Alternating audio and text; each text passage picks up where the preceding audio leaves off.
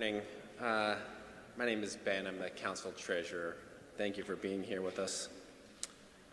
In our car, there are only two radio stations, 91.1 KNOW and 89.3 KCMP.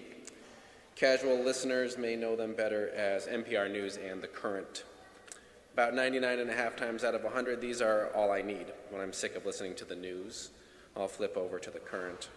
When I'm not feeling a particular song, I'll jump back over to the news.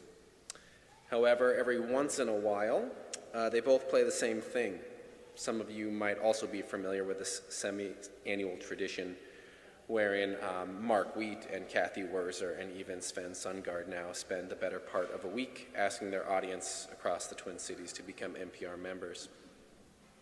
This year, like every year, I thought to myself, I know some people need to hear this, but you're preaching to the choir in this car, Kathy.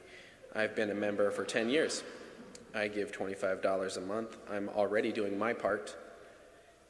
10 years ago, this was enough to get you by. It should be enough now, right?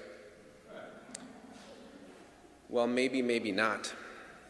That line of thinking would make sense if it cost the same amount of money to run a station 10 years ago as it does today. If NPR's rent never went up, if their insurance costs never increased, if they never gave Kathy Wurzer a raise. It would make sense if nobody ever stopped giving to NPR because they moved away or passed on. It would make sense if every year more and more young people decided that public radio was where they wanted to get their news and music from, instead of these niche sources like Spotify and iTunes and Twitter. It would make sense if I made the same amount of money that I made 10 years ago, if the value of my investments or my home hadn't grown at all over the past 10 years. But of course, none of those assumptions are true, are they? Things cost more now, and that's normal.